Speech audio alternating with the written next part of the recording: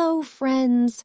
Welcome to breaking royal news about the notorious hypocritical couple Harry and Meghan Markle on our Royal Trust channel. There have been rumors that the pair would want to live on a royal estate that they could rent. Harry and Meghan are expressing interest in renting a flat at Kensington Palace, which they would furnish themselves. He believes it will satisfy William and demonstrate their commitment to returning, the person added. Since the ghoul of Uvalda and her husband are both extremely sociopathic and shameless, it only seems sense to suggest that this is routine behavior for them. They want to go back to Britain and the monarchy because they are struggling in America and are on the verge of going bankrupt. There is no doubt in my mind that they are attempting to PR their way back into the running. In order to play the victim, they would pose as innocents who are reaching out with an olive branch that might make William seem heartless if he refuses it. This is a bullshit story put out by Meghan to try to frame royal family as mean because they can't rent at Kensington Palace. Just as Harry offered to pay the police in London to be his personal protection, and when they refused, he tried to sue them. They both know it's not going to happen, and they want to blame royal family. If they ever really wanted an apt at Kensington Palace, it would only be to spy on William's family and cause more trouble.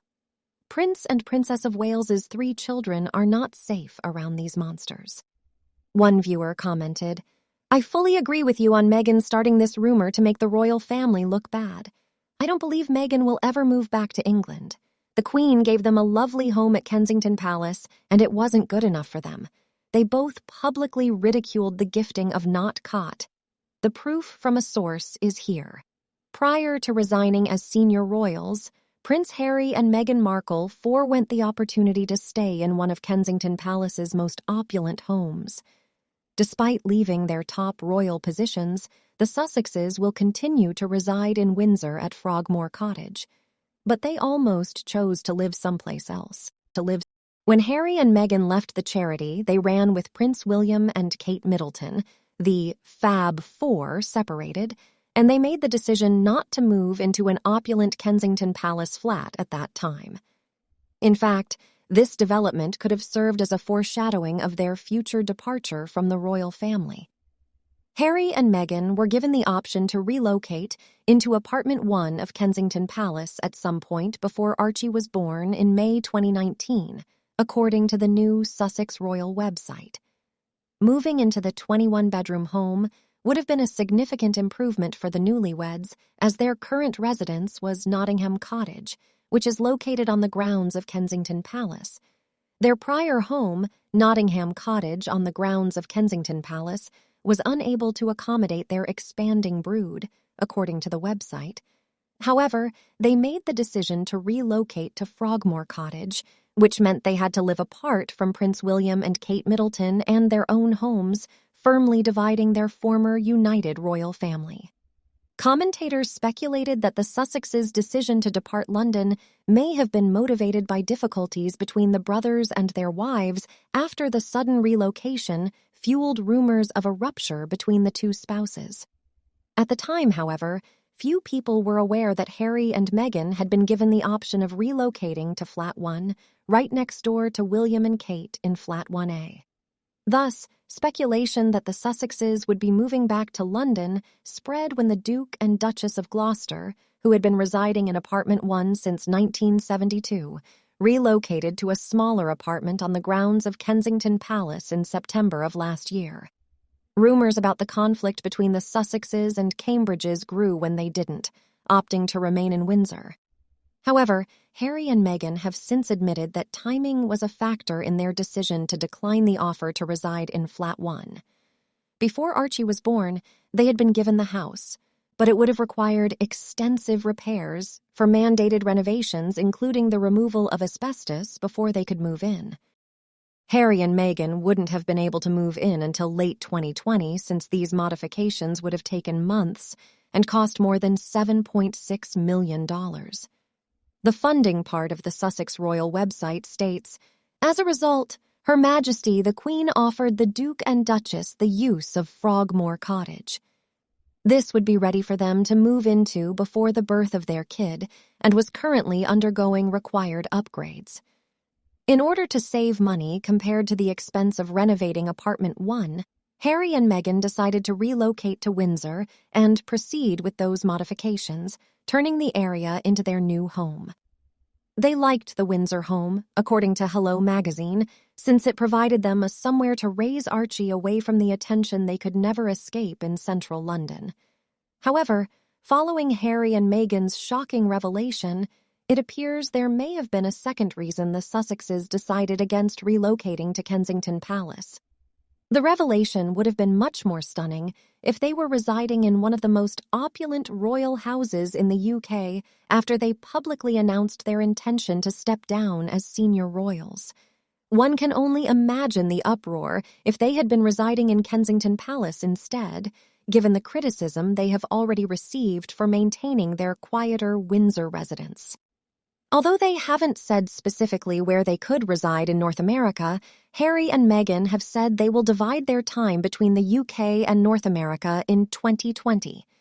The most probable location for the pair to have a second home is in Canada, although other rumors claim Meghan may wish to relocate her family to the United States so they can be closer to her mother, Doria Ragland, who lives in Los Angeles.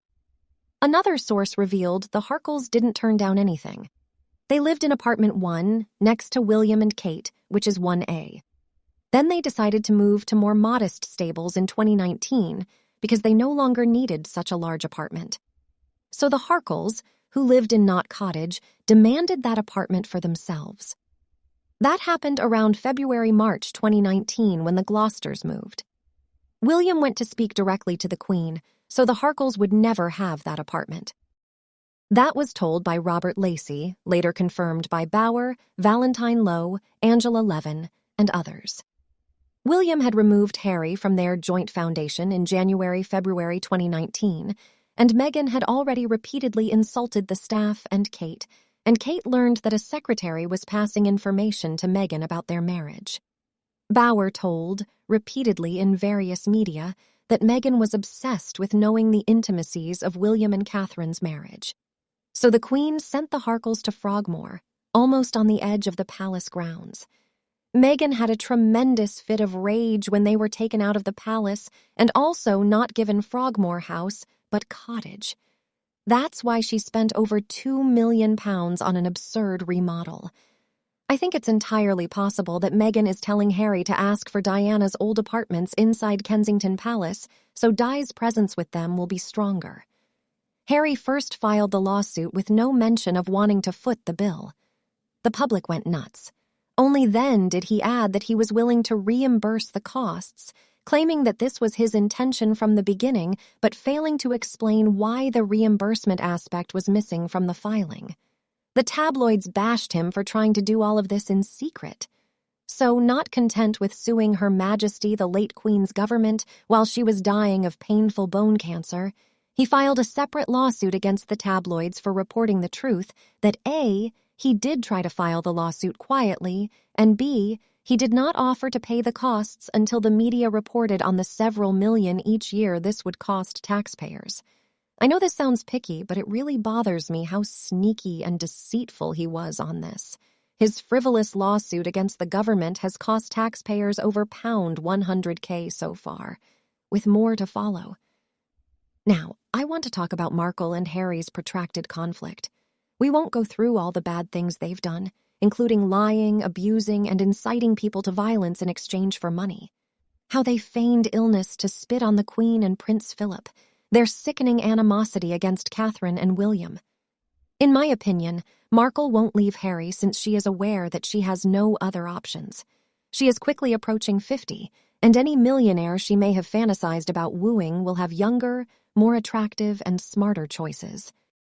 They envision a long war that is nothing more than an endless PR stunt, the identity and existence of war. Markle will be considering how to rejoin the monarchy and return to Britain. She desires a Kensington Palace flat. What is the Long War exactly? The Long War is a plot to get rich and gain power by eliminating William and Catherine, to instigate abuse, leak information, plot, awaken Britain, and rouse America in her favor. But I think the kids are what she's focused on. I was nervous when she came to Uvalde. Markle revealed herself to be a sociopath with no moral foundation or boundaries by viewing dead children as a means of self-promotion. Anything is possible for a lady like her. That was a sight of evil at its most cunning, ugly, and low. So what's the long-term plan? Markle and Harry's long-term strategy is to undermine, injure, leak, and agitate George, Charlotte, and Louis. Returning to the fold of Kensington Palace will provide them the closeness and prestige to leak information about the royal family, to keep quiet, gather their thoughts, and utilize the same methods they used to influence William and Catherine and the couple's children as adults. Anonymous online incitement, spreading untruths and rumors, criticizing double standards, alleging that her children of mixed race face discrimination, and engaging in venomous hissing through her American media networks and online mobs all serve to undermine and psychologically harm George, Charlotte, and Louis. Their long-term plan is that William's children have already been brought up by Harry. He said in the Telegraph interview that he worries about them, despite William having previously assured him that the children are not his problem. Harry will specifically try to influence Louis and alienate him from his siblings by convincing him that he is the rebellious spare, mistreated by his loved ones and the media. But Markle is very concerned about the kids. She despises them and will use them to exact retribution. I firmly believe this. The depths of the woman's evil heart, which ate the blood of the Uvalde children, have no bounds. One commenter: I was recently rewatching the Netflix documentary they did. I am slowly getting through it because I can only watch it in 20-minute segments before my eyes roll so far I can't see the screen. But in it, I was surprised by how complete the tone deaf, not just Meghan, but Harry was too. In an age where the very idea of a monarchy is tenuously assured by traditions and procedures, they were trying to completely change the position of British royal out from under the Queen herself. They proposed that they go half in, half out, still work for the Queen, and act on her behalf, but also secure their own money, somehow. That flies in the face of the very idea that for centuries, millennia even, that being a British royal was a job. A very hard one, depending on which you asked. Had their preferred arrangements come to pass, there would soon be people asking, why can't the rest of the royals get jobs? Or why can't the rest of the royals pay rent? This is in the same era as the royal family, pruning back members and trying to recover from the Prince Andrew scandal, leaving people asking if royals are still even needed. The Queen and now the King are trying to walk a tightrope, showing that they bring worth and value to the British public while at the same time not being an undue burden demanding special compensation. Had Meghan and Harry get their way, it would mean that the entire royal family is just that, an undue demand and burden. Now wanting to rent Kensington Place like it's a hostel, or like it's the Waldorf where they'll rent a room for the night and live there for 30 years. I think maybe Harry doesn't quite get it. He was the spare and never maybe understood the precarious position the monarchy has faced post-World War II. And Meghan just has that American mindset of throw money at it, because as American aristocracy, that's always worked in the past. But neither are understanding the precedent they're setting, and neither gets how, every time they come back and poke the institution a little bit, that it reverberates throughout the whole country, with more people wondering if it's worth it to have this one special family who can't seem to get their own affairs in order, but somehow seem to ostensibly represent the entire nation as a whole. Meghan thinks that being a royal is like being a super movie star where all the doors should open because she's transcended even the need for wealth. But she doesn't realize that the currency she so flippantly spends is the currency of public opinion, the only real currency the royal family has to barter with. Meghan didn't want to swan around in some ridiculous outfit in front of the world's press covered in eggs and tomatoes with the loud roar of booze all around her. I don't think we Brits would actually have done that. We wanted to celebrate, not hate that day, but I'm not sure she would have trusted people not to do it. She also didn't want the indignity and humiliation of being behind a huge candle/speaker/camera/feather/hat, etc., or being seated in front of MI5/MI6 again. She couldn't control it all and had everything on her terms, so wouldn't dare risk it. And she knew she would be called a hypocrite. Also, she would have had to have brought the kids and allowed the public and press to properly see them for once, or she would have had to leave them behind and be criticized for it. I cannot believe she would ever want to come back to the UK and re-enter the lion's den. However, the Brits would slap her down like the trash she is, and she will never ever be in proximity to HRH Catherine Princess of Wales because she would have to curtsy to her, and she would never. Someday, HRH Catherine will be queen, and there is no way in hell Meghan will ever be in the same country with Queen Catherine. Neither of them will ever be allowed near the Wales children, who will be carefully taught how to recognize people with ill intent. The royal family learns from their troubles, bet that they've learned from this bullshit, and are taking steps to ensure it never happens again. A woman who would exploit murdered children to make herself seem like a caring mother who'd intrude upon actual mourners is consummately selfish and deserves to be called out as evil. That being the case, you may well be right in that she'll be this century's Wallis. The British prince will have her until death do them part. But I think and hope that no one would see Prince William as being unkind to refuse to allow the Harkles to rent an apartment at Kensington Palace. Harry and Meghan are in print as having trashed a previous royal residence. Not grand enough, needed to go buy an IKEA sofa using her credit card. Why should anyone have to repeat a second sordid performance? Whatever the Prince of Wales decides as far as keeping a disgraceful and disturbing brother, at arm's length, most of us will sympathize. This is a family matter. Prince William has got to protect his lady and his children. Offering to rent part of Kensington Palace is as specious as offering to conciliate. They are in no position to act as if they are being magnanimous, and of course, the British royal family should jump at whatever Harry offers. When Harry offers, it's not to do good to others. It's purely selfish. Harry deserves his Meghan. What do you think about Harry and Meghan's bold new move? Let us know your thoughts below in the comments section. We hope you have found this helpful video. Don't forget to leave a like, share, and subscribe to the channel if you like it. Thank you for watching this newsletter. See you in the next videos. Goodbye. Wait, if you're watching here, don't forget to like and subscribe below. Okay, keep watching videos now.